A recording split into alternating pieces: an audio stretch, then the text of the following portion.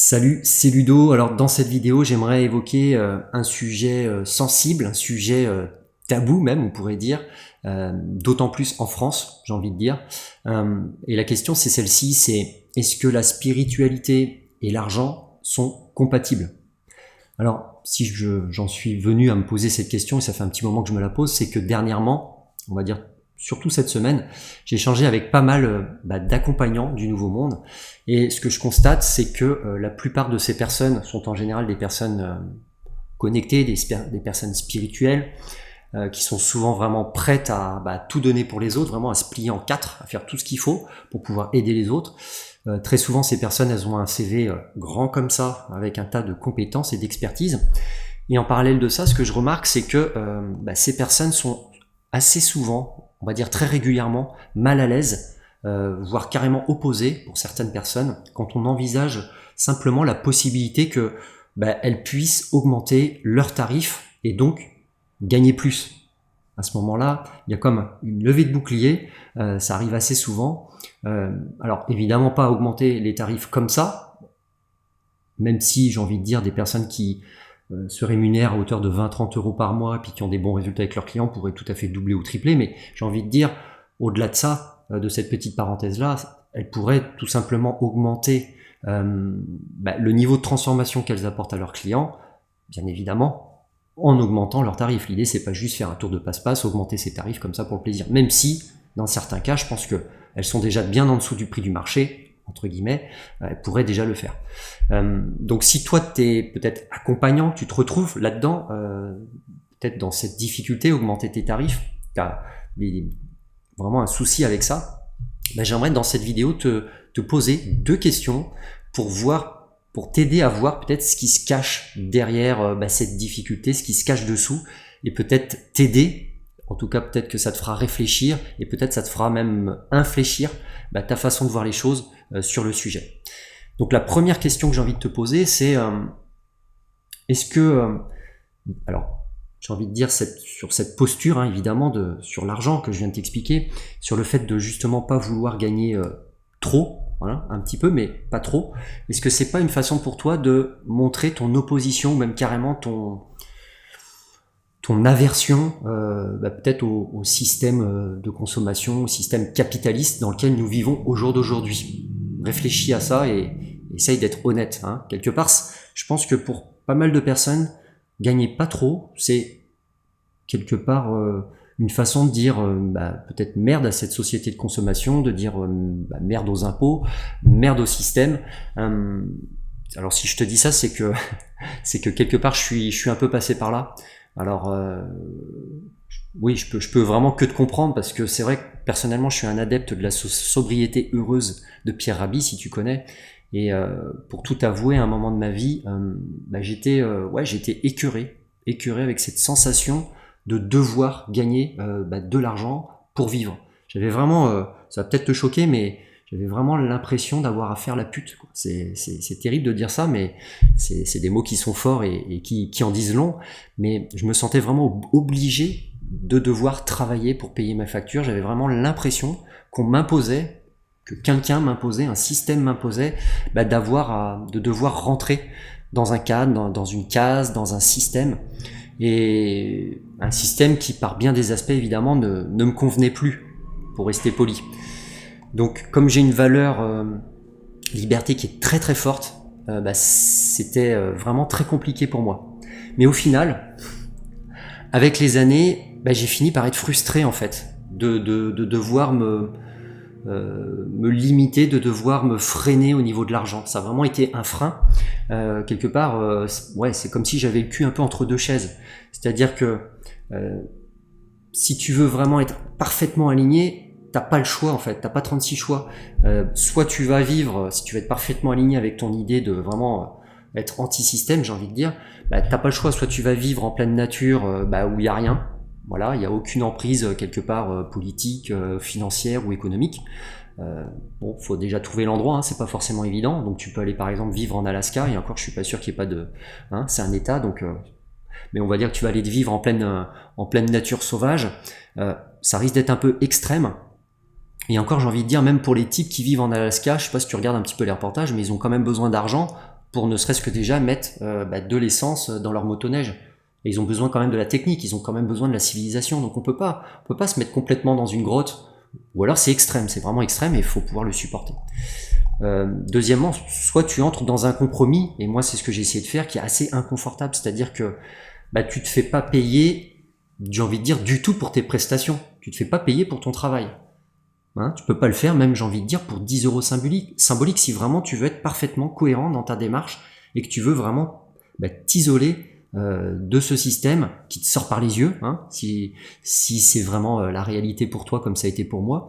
Et là j'ai envie de te dire, encore une fois, si t'es pas en Alaska ou voilà en totale autonomie, j'ai envie de dire, même si t'es en France ou dans un pays d'Europe ou au Canada ou je ne sais pas, un pays francophone, comment est-ce que tu peux vraiment vivre en dehors de ce système, du système? Et comment techniquement tu peux faire ça? Alors tu vas me dire peut-être, ouais, je fais ma maison autonome, je cultive mon potager, je fais plus de courses. Ok, je suis à fond là-dedans aussi, mais c'est quand même une utopie de se dire que tu vas te couper du système. Peut-être que tu vas moins le solliciter, et je t'invite vraiment à reprendre ta souveraineté par ton alimentation, par ton habitation, etc. Mais tu seras quand même obligé, même je te dis, les gens qui sont en Alaska, ils sont obligés d'avoir quand même un minimum de lien avec la société, quoi. Tu peux pas te couper complètement. Et la dernière option, c'est d'accepter simplement que le système est ce qu'il est. En tout cas, pour le moment, il est comme ça. Je pense que c'est quelque chose aussi qui va beaucoup bouger dans les années à venir. Et c'est d'essayer de le mettre au maximum au service, à ton service et au service de ta cause, de ce qui t'anime, de ce qui te fait vibrer. C'est-à-dire que par exemple, je sais pas, tu peux décider de mettre, donc ça c'est au niveau business, une norme, une offre ultra transformationnelle pour ton client, et avec l'argent, donc d'augmenter tes prix, de bien gagner ta vie, d'être à l'aise avec ça, et puis tu seras d'autant plus à l'aise avec ça si par exemple tu arrives à te dire voilà que tu as un grand projet et que tu veux changer le monde quelque part avec l'argent que tu génères en réenchantant la planète d'une manière ou d'une autre. Je sais pas, ça peut être une action massive de plantage d'arbres dans une montagne, ça peut être aller servir les humains à l'autre bout de la planète qui ont des difficultés. Voilà, tu mets ton argent au service vraiment de ta cause. Hein. Donc moi, ce que j'ai envie de te conseiller quelque part, c'est de pas perdre ton temps en ayant le cul entre 2 ou 3 chaises. Vraiment, c'est de faire un choix qui soit net par rapport à ça, parce que je me suis beaucoup renseigné là-dessus. J'ai vu vraiment beaucoup de témoignages de personnes qui étaient très connectées, très spirituelles, comme moi je l'étais. J'étais même vraiment perché assez haut. Hein. J'ai vraiment dans ma vie gagné beaucoup d'argent, été vraiment proche de la matière, à fond dedans. Et après j'ai eu l'extrême où j'étais vraiment perché très très haut. Et là, je voulais plus entendre parler d'argent. Hein. Et donc si tu es vraiment dans cette... je pense qu'à un moment donné, tous les témoignages en tout cas vont dans ce sens-là, c'est que tu finis par être aigri, tu finis par être frustré en fait. D'être le cul à chaque fois entre deux chaises, j'ai envie de dire. Il faut réussir à allier ces deux mondes, ces deux extrêmes, d'être dans un juste milieu. C'est vraiment très compliqué de s'accomplir véritablement en ayant comme des freins à main sur tout un tas de paramètres dans ta vie. C'est hyper compliqué, c'est pénible à vivre, et puis c'est usant, et il n'y a pas d'épanouissement au final. Donc ça, c'était pour la première question que j'avais envie de te poser. La deuxième, c'est j'ai envie de te demander quelle valeur est-ce que tu as de toi-même? Quelle valeur est-ce que par extension, tu apportes à tes clients si tu es accompagnant? Parce que chez certaines personnes qui accompagnent d'autres personnes, il existe souvent que cette idée très forte soit présente, c'est-à-dire que on a un métier peut-être dans la guérison, peut-être dans le mieux-être, peut-être dans la quête de sens, au sens peut-être même de l'âme. Et quelque part, il y a cette idée sous-jacente qu'on doit être, comme on est dans ces domaines-là, de service aux autres, qu'on doit être dans une forme de sacrifice. Dans une forme de sacrifice. Et j'ai envie de dire d'autant plus si on estime qu'on a des dons de la nature ou des dons, des capacités extrasensorielles ou ce genre de choses. Hein. C'est-à-dire qu'on ne doit pas profiter... il y a cette posture de je ne dois pas profiter de la difficulté de mon client. Je ne dois pas de profiter de sa souffrance. Je ne dois pas tirer parti ou manipuler quelque part. Il y a quelque chose de manipulatoire. Donc j'ai envie de te demander, c'est oui, quelle valeur tu as de toi-même, hein. Si t'en viens à te dire ces choses-là, que tu penses que tu manipules ou que c'est qu'il y a quelque chose qui est caché. Et si on veut vraiment étendre peut-être ce raisonnement, si je comprends bien, ça veut dire que quelque part les gens le monde entier paye des petites fortunes, tout un tas de choses inutiles, il faut bien l'avouer, qui peuvent détruire la santé, qui peuvent détruire ta santé, qui peuvent détruire la planète. Ça peut être des téléphones, je sais pas, des voitures, vraiment de la malbouffe, n'importe quoi. Mais quelque part, c'est pas ok que toi qui passes ton temps finalement à réparer les êtres humains dans ton job d'accompagnant, et ça c'est pas ok que tu sois finalement payé à ta juste valeur et à la juste valeur, j'ai envie de dire, que tu apportes à ce monde, parce que ça c'est vraiment une belle plus-value. Enfin, je pense que tu seras d'accord avec ça. Si tu fais ce job-là, c'est qu'il y a une vraie plus-value. Donc, je sais pas, est-ce que c'est ça quelque part ta vision du monde? On est ok pour que tout le monde finalement se fasse du mal, et on est ok pour que finalement les gens payent pour ça, même très cher, mais on n'est pas ok pour que on puisse réparer les gens, apporter une vraie plus-value qui va dans le sens de l'humain.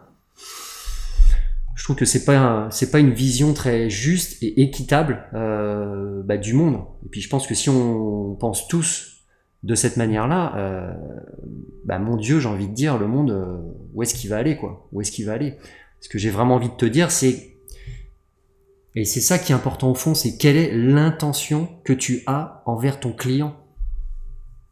Hein? Parce que si ton intention finalement elle est noble, ce que je pense, c'est-à-dire que tu désires finalement plus que tout au monde que ton client aille mieux, pourquoi est-ce que tu devrais avoir quelque part honte, ou tu devrais te sentir coupable quelque part de bien gagner ta vie avec ça? Et j'ai même envie de même pousser encore le bouchon un peu plus loin. Pourquoi est-ce que t'en es venu dans un métier qui peut changer positivement la vie d'une personne, hein, ce qui est quand même pas rien? Et pourquoi est-ce que tu serais pas rémunéré même plus que tout autre produit ou service qui existe sur cette planète à ce titre-là? Parce que tu as une plus-value en faveur du vivant. Est-ce qu'il faut qu'il y ait des systèmes politiques ou économiques qui encouragent ça pour te dire c'est ok pour moi? Moi j'ai envie de dire, il faut vraiment être à l'aise. Il faut vraiment être à l'aise et changer un petit peu ta visière par rapport à ça. Parce que quelque part, l'argent il est ni bon, écoute ça, c'est important. Quelque part, l'argent il est ni bon ni mauvais, c'est vraiment ce que tu en fais qui détermine ce que c'est.